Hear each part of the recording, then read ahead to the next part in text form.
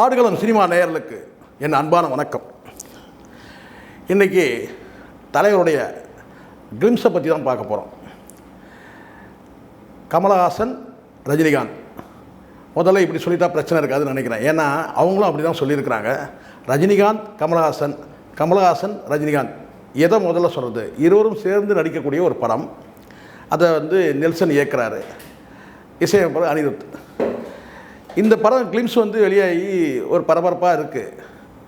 இன்றைக்கே கூட காசி தியேட்டரில் போய்ட்டு இந்த கிளிம்ஸ் வெளியீட்டு நிகழ்வில் கலந்துட்டு தான் உட்காந்து இப்போ பேசிகிட்டு இருக்கிறேன். எனக்கு என்ன தோணுதுன்னா, இந்த யார் ஹீரோன்ற அந்த சர்ச்சை இருக்குது இல்லையா, பரவலாக அதுதானே இருக்கும். ஏன்னா தலைவர் ரஜினிகாந்த் அவர்களும் உலகநாயகன் கமலஹாசன் அவர்களும் முதல் இணைஞ்சு நடித்த படம் அபூர்வ ராகங்கள். கடைசியாக அந்த கிட்டத்தட்ட அந்த படங்கள் எல்லாம் வரிசையாக பிளாக் அண்ட் ஒயிட் காலத்தையும் சரி, ஈஸ்ட்மேன் காலத்தையும் சரி, இந்த படங்கள்லாம் தொடர்ந்து நடித்து இருவரும் பிரியும் போது கடைசியாக நடித்த படம் நினைத்தாலே இருக்கும். ஸோ இது ஒரு பார்வைக்காக உங்களுக்கு சொல்கிறேன். கிளிம்ஸ்லேயே இது ஒரு கிளிம்ஸ் என்பது என்னன்னு முதல்ல தெரிஞ்சு. கிளிம்ஸ் என்பது ஒரு பார்வை, படத்தை பற்றிய ஒரு பார்வை தானே. படத்தில் இருக்க காட்சிகள் கிடையாது, படத்தை பற்றிய ஒரு பார்வை. அப்போ இந்த கிளிம்ஸில் என்ன காட்சி முதல்ல நம்ம காட்டுறாங்கன்னா, நெல்சனும் இயக்குனர் நெல்சன், இசையமைப்பாளர் அனிருத் ரெண்டு பேரும் டிஸ்கஸ் பண்ணுறாங்க. அப்படி தான் அந்த காட்சி கொண்டு போகிறாங்க. அந்த கிளிம்ஸோட காட்சி அப்படி தான் இருக்குது. யாரை அதில் பிரதானமாக இருக்கிறதுனா, யாரை ஹீரோவாக நம்ம அனௌன்ஸ் பண்ணுறது அப்படின்றதுலாம் அவங்களுக்குள்ள ரெண்டு பேருக்குள்ள டிஸ்கஸ் நடக்கிறது தான் ஒரு காட்சி படம். அது கொஞ்சம் நகைச்சுவாகவே இருக்குது. அதுக்கு பிறகு இருவரும் சந்திக்கிறாங்க. அந்த சந்திக்கிற காட்சி என்ன சொல்கிறது தெரியல. ஏன்னா அந்தளவுக்கு ஒரு பெரிய ஒரு கூஸ் பம்ப் பண்ணுறாங்க. அந்த மாதிரி தான் இருக்குது. இருவரும் சேர்ந்து நடந்து வர அந்த காட்சி, காரை வாஷ் பண்ணிகிட்டு இருக்கிற ஒரு பெண் இவங்க இருவரையும் கூர்ந்து கவனிக்கிற மாதிரி ஒரு காட்சி. அந்த இருவரும் சேர்ந்து காரை எடுக்கிற அந்த காட்சி, சாவியை தூக்கி வீச அந்த சாவியை கமலஹாசன் பெற்று ரெண்டு பேரும் போய் உட்கார்ந்துருக்கிறது. இந்த இருவருமே கேட்டால் அந்த வயதுக்கேற்ற தோற்றத்தில் இருக்கிறாங்க. ஆனால் அதே சமயத்தில் வழக்கம் போல் வேறு லெவல் அப்படி தான் சொல்லணும். ரெண்டு பேரும் போய் உட்காடுறாங்க. உட்காந்து கார் எடுக்கும்போது அந்த காரில் இருவர் உட்காந்துருக்குறாங்க. நெல்சனும் அனிருத்தும் உட்காந்து அவங்க பேசும்படியான ஒரு காட்சி.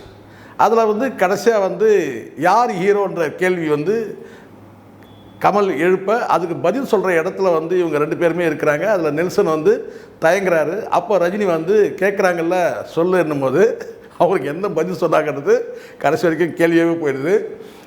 கார் வேகமாக பயணிக்கிறத காட்டுறாங்க. அவ்வளோதான். இப்போ இது நீண்ட தொடர்ச்சியாகவே இந்த விவாதம், இந்த படம் வர வரைக்குமே ரகசியம் காக்கப்படும் யார் ஹீரோ என்பது.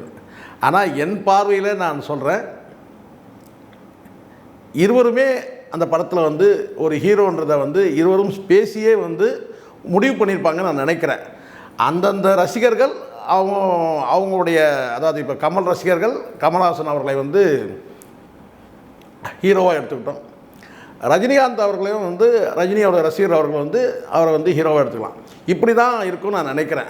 அப்போது அங்கே இந்த சர்ச்சை எழுவதற்கான ஒரு முற்றுப்புள்ளி வைக்கப்பட்டதாகவே பார்க்குறேன். இந்த கிளிம்ஸில் யார் ஹீரோ என்பது ஒரு முற்றுப்புள்ளி வைக்கப்படுது. இருவருமே ஹீரோ தான் அப்படின்ற மாதிரி தான் இந்த படத்தில் அந்த காட்சி நகர்வுகள் இருக்குது. இது தொடர்ந்து எனக்கு ஒரு சின்ன ஒரு இது இருக்குது. என்னென்னா ஒரு கேள்வி இருக்குது மனசில். அந்த கேள்வி உங்களுக்கும் கூட இருக்கும்னு நான் நினைக்கிறேன். அந்த கேள்வியாகவே இருக்கட்டும். அது பதில் படம் வரும்போது தெரிய போகுது. எல்லாருடைய கேள்வி என்னன்னு கேட்டிங்கன்னா, இருவரையும் சேர்த்து வச்சு ஒரு கதைனா அது என்ன கதையாக இருக்கும்?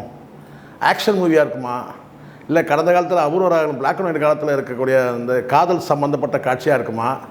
அதுவும் குறிப்பாக ரெண்டு பேரும் நடந்து வரும்போது பார்த்தீங்கன்னா, காரை வாஷ் பண்ணுற ஒரு பெண் கூர்ந்து கவனிக்கும் போது அது நமக்கு இருக்கிற இது ஆக்ஷன் மூவியாக இருக்கிறதுக்கான வாய்ப்பு இருக்குமா, இல்லை ஆக்ஷன் இல்லாமல் தலைவருடைய ரசிகர்கள் ஏற்றுப்பாங்களா, ஏற்றுக்க மாட்டாங்க. அப்போ ஆக்ஷனும் இருக்கும் தான். அப்போ கமல் இருக்கும்போது பார்த்தீங்கன்னா அங்கே காதலும் இருக்கும் தான். கமல் இருக்கிற இடத்துல காதல் இல்லைன்னா எப்படிங்க? கமல் இருக்கும்போது காதலும் இருக்கும், ரஜினி இருக்கும்போது ஆக்ஷனும் இருக்கும். அப்போது இந்த இருவரும் சேர்ந்து எடுக்கக்கூடிய நடிக்கக்கூடிய இந்த படம் காதல் தொடர்பான, அதுக்காக நீங்கள் நினைப்பீங்க, நீங்கள் இவ்வளோ வயசாகிடுச்சு, ரெண்டு பேருமே வயசான கெட்டப்பில் தானே இருக்கிறாங்க அப்படின்னு சொல்லலாம். அவங்க ரெண்டு கமல் நடிக்கிறாருன்னா கமல் காதலிக்கிற மாதிரி தான் நடிக்கணும்னு கட்டாயம் கிடையாது. காதலர்களை சேர்த்து வைக்கிற மாதிரி கூட நடிக்கலாம். ரஜினி இருக்காருன்னா ஆக்ஷன் மட்டும் இருக்குமா, அந்த ஆக்ஷன் எதுக்காக அப்படின்னு இருக்கு இல்லையா. ஸோ அதில் பார்த்தீங்கன்னா ஏதாவது ஒரு ஆக்ஷன் மூவியில் சம்மந்தப்பட்ட ஒரு துணுக்கு எடுத்து ஒரு கதையை எடுத்து அதை வந்து காதல் கதையோடு சேர்த்து இருப்பாங்களா, இப்படி வந்து ஏகப்பட்ட எனக்கு இருக்கிற மாதிரியான குழப்பங்கள் வந்து இந்த கிளிம்ஸ் பார்த்தவங்களுக்கு கூட இருக்குன்னு நினைக்கிறேன். ஆனால் எல்லாருக்கும் வந்து முதல் என்னென்னு கேட்டால் யார் ஹீரோன்றது ஒரு கேள்வி வந்து அதுக்கான வந்து விடை வந்துடுச்சு. எனக்கு கிட்டத்தட்ட விடை வந்துடுச்சு, 2 பேருமே ஹீரோ தான் அப்படின்னு. இப்போ அடுத்த வட்டம் என்ன கதையாக இருக்குன்ற அந்த கேள்வி வந்து அந்த அந்த கிளிம்ஸ் பார்த்துட்டு வெளியேறும்போது அடுத்தது கதை என்னவாக இருக்கும் அப்படின்னு கேள்வி தான். ஸோ ஆக்ஷனும் காதலும் இணைந்ததாக இருக்கும். ஏன்னா காதலுக்கு கமல், ஆக்ஷனுக்கு ரஜினி. இதில் ஒரு ஆரோக்கியமான ஒரு விஷயம் நான் பார்க்குறேன் சார். கடைசியாக அந்த முடிக்கும் போது என்னென்னா, கமல்ஹாசனுடைய பேரை முதல்ல போடுறாங்க கேஹெச், அதுக்கப்புறம் ஆர்கே, இரண்டாவதாக தான் போடுறாங்க. அப்போது ஒரு கேள்வி வருது எல்லாருக்குமே, என்னென்னு கேட்டிங்கன்னா, இது எப்படிங்க, ரஜினிகாந்த் தானே பெரிய ஸ்டாரு, அவர் தானே சூப்பர் ஸ்டாரு, அவர் தானே மெகா ஸ்டாரு, உலகம் முழுவதும் இன்றைக்கி தலைவர்னு கொண்டாடக்கூடிய ஒரு நடிகராக இருக்கார், என்ன தான் உலக நாயனாக இருந்தாலும் வந்து பார்த்திங்கன்னா வந்து இவருக்கு தானே பெரிய மாஸ் இருக்குது அப்படின்லாம் சொல்லலாம். ஆனாலும் அந்த இடத்துல வந்து ஒரு முக்கியமான ஒரு காம்ப்ரமைஸ் நடந்திருக்கு. என்ன காம்ப்ரமைஸ்ன்னு கேட்டிங்கன்னா, அது நியாயமான காம்ப்ரமைஸ். எப்படின்னு கேட்டிங்கன்னா, சீனியர் யாருன்னு, சீனியர்னு பார்த்திங்கன்னா கமல் வயதில் கூட குறைவாக இருக்கட்டும், கமல் அவரை வந்து வயதோடு ஒப்பிடும் போது, ஆனால் கமல் வந்து சீனியர், சினிமாவில் சீனியர். அப்போ அந்த சீனியாரிட்டி அடிப்படையில் இவருக்கு வந்து கமலோட பேர் வந்து கேஹெச் என்ற அவர் பேரையும், என்னதான் வந்து பெரிய ஸ்டார் சூப்பர் ஸ்டாராக இருந்தாலும் பார்த்திங்கன்னா வந்து கமல் அவர்களை கம்பேர் பண்ணும்போது ஜூனியர் தான். அந்த அடிப்படையில் தான் இந்த காம்ப்ரமைஸ் நடந்திருக்குன்றது என் யூகம் சரியாக இருக்குமான்றதை நீங்கள் பார்த்துங்க. அந்த வகையில் தான் வந்து இங்கே வந்து வயது குறைந்து இருந்தால் கூட அந்த ஸ்டார் வேல்யூன்றது வந்து பார்த்திங்கன்னா வந்து இந்த சமயம் குறைந்திருந்தால் கூட பார்த்தீங்கன்னா ஒரு காலத்தில் இருவருமே கோல் வச்சினவங்க தான். அப்படி இருக்கும்போது இருவருக்கும் ஒரு சமரசம் ஏற்பட்டு தான் வந்து பார்த்திங்கன்னா இந்த இடத்துல வந்து உங்களுக்கு நல்லா தெரியும், தலைவரை பொறுத்த வரைக்கும் எப்பவுமே விட்டு கொடுக்குற சுபாவம், எப்போவுமே அந்த போட்டியிடுற சுபாவம் கிடையாது. அப்படி இருக்கும்போது இப்படி தான் இந்த நிகழ்வு நடந்திருக்கும். சில பேர் என்கிட்ட பேசுவோம் சொன்னாங்க, இல்லை சார் படத்தோட ப்ரொடியூசரே வந்து அவர் தான் சார், ப்ரொடக்ஷனுக்கே இதுக்கும் சம்மந்தம் இல்லை, படத்தில் நடிக்கும்போது இருவருமே நடிகர்கள், ஆனால் ஒருவர் வந்து சீனியர் அடிப்படையில் தான் முதல்ல கமல்ஹாசன் வச்சுருக்கு, இரண்டாவது தான் வந்து தலைவருடைய இருக்குது. இது வந்து ஒரு கேள்வி இருந்து, இந்த கேள்விக்கு இதுதான் சரியான பதில் நான் நினைக்கிறேன். ஏன்னா சீனியாரிட்டி அடிப்படையில் கமல் அவர்கள் சீனியர், அந்த அடிப்படையில் வச்சுருக்கு. மெகா ஸ்டாராக இருந்தாலும் கூட பார்த்திங்கன்னா இந்த படத்தில் வர காட்சிகள் கூட பார்த்திங்கன்னா இந்த கிளிம்ஸில் வர காட்சிகளே வந்து பார்த்திங்கன்னா சமன்படுத்தி இருக்குது. இது ஒரு பெரிய சவாலாக தான் இருந்திருக்கும் நெல்சனுக்கு நான் நினைக்கிறேன். கண்டிப்பாக அவர் தயங்குறதுலையோ ஒரு பயப்படுறதுலையோ அந்த காட்சி இருக்குதோ நான் வந்து பார்க்கும்போது உள்ளபடியே ஒரு பெரிய சவால் இது. ஏன்னா 2 பேருமே வந்து மிகப்பெரிய தமிழ் சினிமாவின் ஆளுமைகள், இன்னொன்று சொல்லப்போனால் தமிழ் சினிமாவின் உயிர்ப்புகள் 2மே.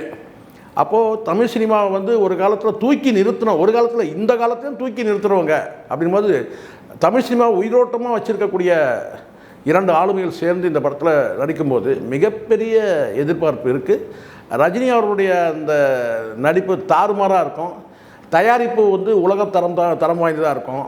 ஏன்னா கமலுடைய நெருங்கிய நண்பர், இனிய நண்பர் அவர், அதுவும் குறிப்பாக வந்து அந்த ஸ்டார் வேல்யூவில் வந்து உச்சத்தில் இருக்கிறவர்.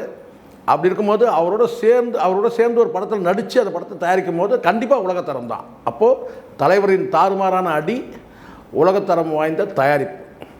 ஸோ இது 2ம் வந்து பார்த்திங்கன்னா பெரிய அளவில் எதிர்பார்ப்பை உருவாக்கியிருக்கு. ஒட்டுமொத்தமாக உலக சினிமாவே ஒரு அதிரக்கூடிய ஒரு சம்பவம் கண்டிப்பாக இருக்குதுன்னு நான் நினைக்கிறேன். இதுக்கு அடுத்தடுத்து டீசர் வரும்போது, ட்ரெய்லர் வரும்போது நம்ம மீண்டும் சந்திப்போம். நன்றி, வணக்கம்.